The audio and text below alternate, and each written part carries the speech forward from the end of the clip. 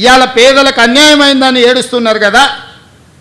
ఈ తెలంగాణ రాష్ట్రాన్ని దోసుకున్న నిధులు మీ పార్టీ ఖాతాలో 1500 కోట్లు ఉన్నాయి. ఒక 500 కోట్లు తీసి ఆ మూసీలో మునిగిపోయిన వాళ్ళకి పంచిపెట్టండి. మీకు అధికారంలోకి రాకంటే ముందు తొడుక్కోవడానికి చెప్పులు కూడా లేవు కదా. ఈరోజు 1500 కోట్ల రూపాయలు మీ పార్టీ ఖాతాలో ఉన్నాయి. అది ఎవరి సొమ్ము? తెలంగాణ ప్రజల సొమ్ము కాదా? ఇవాళ తెలంగాణ ప్రజలు మూసీలో ఉన్న పేదలు బాధలు ఎదుర్కొంటున్నారని మీరు మాట్లాడుతున్నారు కదా. ఒక 500 కోట్ల రూపాయలు మీ పార్టీ ఖాతాలో నుంచి తీసి వాళ్ళకి పంచి పెట్టండి. వాళ్ళకి ప్రత్యామ్నాయం ఏం చేయాలో చెప్పండి. ఈరోజు ఈ ప్రభుత్వం సిద్ధంగా ఉంది వినడానికి. హైడ్రా గురించి అసెంబ్లీలో చర్చ పెట్టినప్పుడు ఈ సన్నాసులు పారిపోయినారు, మాట్లాడలేదు. హైడ్రా మీద అసెంబ్లీలో చర్చ జరగలేదా? ఆ రోజు మీరు సూచన చేసి ఉంటే ఈరోజు మీరు అడ్డగోలుగా మాట్లాడాల్సిన అవకాశమే లేకపోతుండే కదా. ఈరోజు పేదలకు ఏం చేద్దామో చెప్పండి. మీ తాత సొమ్ము మా తాత సొమ్ము ఇచ్చేది లేదు. ప్రజలు కట్టిన పన్నుల నుంచి పేదలకు ఇవాళ 12,000 మంది బఫర్ జోన్లో లేకపోతే నదీ బెడ్డులో మూసి పరివాహక ప్రాంతంలో ఉంటే 15,000 డబల్ బెడ్రూమ్ ఇండ్లు ఇవాళ మనం కేటాయించడానికి నేను ఆదేశాలు ఇచ్చిన. మూసి మురికిలో దోమలతోని కలుషితమైన నీళ్లతోని అక్కడ బతకలేని శవాలుగా జీవోత్సవాలుగా ఉన్న పేదవాళ్లకు ఆత్మగౌరవంతో బ్రతకడానికి ఇల్లు ఇచ్చి ఇంటి ఖర్చులకు 25,000 ఇచ్చి మా అధికారులు అక్కడ ఉండి వాళ్ళని ఇంటి దగ్గర దిగబెడుతుంటే అభినందించాల్సింది పోయి అన్యాయంగా మాట్లాడుతున్నారు. డబుల్ బెడ్రూమ్ ఇల్లు కంటే ప్రత్యామ్నాయం ఏముందో చెప్పండి. పంచుదాం, ఇది ప్రజల సొమ్ము. మేము సిద్ధంగా ఉన్నాం బాధ్యత తీసుకోవడానికి. ఇవాళ పేదల సంక్షేమం అమలు చేయడమే మా బాధ్యత. చేతనైతే రాండి, అఖిలపక్ష సమావేశాన్ని పిలుస్తాం, మీరు రాండి. ఏం చేయాలో చెప్పండి. ఏది చేసినా వద్దనడం, మీ చేతగాని తనాన్ని కప్పిపుచ్చుకోవడానికి మమ్మల్ని ఏ ప్రయత్నం చేయొద్దనడం ఇది సమంజసమని నేను అడుగుతున్నా. 10 నెలలు కూడా కాలే మేము అధికారంలోకి వచ్చి. 10 ఏళ్ళు ఈ రాష్ట్రాన్ని దోసుక తిన్న మీరు ఇవాళ ఆగర్భ శ్రీమంతులు ఎట్లయినరు? మీరు మాత్రం ఫామ్ హౌజుల్లో ఉండాలి. మీ ఫామ్ హౌజులను కాపాడుకోవడానికే కదా ఇవాళ వీళ్ళను ముసుగు దొడుకొని రక్షణ కవచంగా పెట్టుకొని పేదోళ్ళను పెట్టి కూలగొట్టొద్దు అంటారు.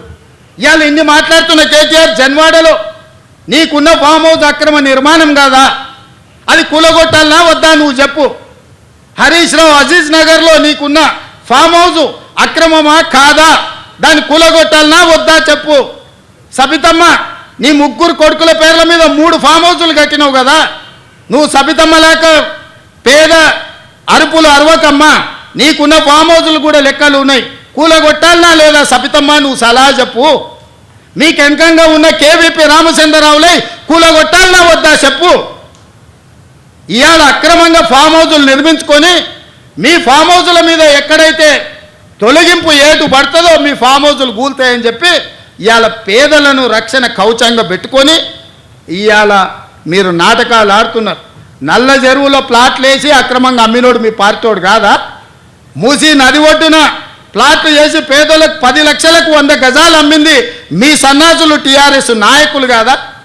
ఇవాళ 100 గజాలు 10 లక్షలకు నల్ల చెరువులో సున్నం చెరువులో ఇవాళ మూసి నది ఒడ్డున మీరు ప్లాట్లు చేసి అమ్మి ఇవాళ ప్రభుత్వ భూమి అని తేలంగానే వాళ్ళు ఎక్కడ మిమ్మల్ని చొక్కా పట్టుకొని మా పైసలు మాకు వాపసు చేయమని అడుగుతారో అని చెప్పి ముందే పార్టీ కార్యకర్తల్ని ఉసిగొల్పి ఈరోజు ఈ ధర్నాలకు దీక్షలకు తిరుగుతున్నారు.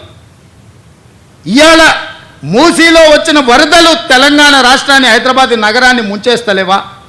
మరి వాటికి పరిష్కారం ఎట్లా? నాకు తెలియదా?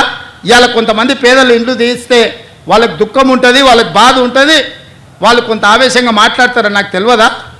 రాజకీయంగా లాభమో నష్టమో ఉంటుందో నేను అంచనా వేయలేనా? 20 ఏళ్ళు ప్రజాక్షేత్రంలో ఉన్నోని, ప్రజలలో తిరిగినోని, పేద ప్రజల కష్టమేందో తెలియకుండానే తెలంగాణ రాష్ట్రానికి ముఖ్యమంత్రి అయినా. కానీ నగరాన్ని కాపాడుకునే బాధ్యత మన మీద లేదా? మీరు ఆలోచన చేయండి. ఇవాళ హైదరాబాద్ నగరానికి తాగునీరుని అందించిన ఉస్మాన్ సాగర్, హిమాయత్ సాగర్లో బల్చినోళ్ళు బల్చి కొట్టుకుంటున్నోళ్ళు ఫామ్ హౌజులు కట్టుకొని వాళ్ళ డ్రైనేజ్ తీసుకెళ్ళి ఆ గండిపేటలో హిమాయత్ సాగర్, ఉస్మాన్ సాగర్లో కలిపితే వాళ్ళ డ్రైనేజ్ నీళ్లు హైదరాబాదు నగరం తాగాలనంట. ఈ నా కొడుకులు చెప్తున్న భాష గది. ఇవాళ ఆ ఫామ్ హౌస్ చుట్టూతో కట్టుకున్న ఇల్లు ఎవరివి? కేటీఆర్కు లేదా? హరీష్కు లేదా? కేవీపీ రామచంద్రరావుకు లేవా? చుట్టూతా మీరు కట్టుకున్న ఇండ్ల డ్రైనేజ్ హైదరాబాదు ప్రజలు తాగునీళ్ళ కలిపి మా ఇల్లు గులగొట్టొద్దు కాబట్టి ముసుగు దొడకడానికి మూసి కావాల్సి వచ్చిందా మీకు?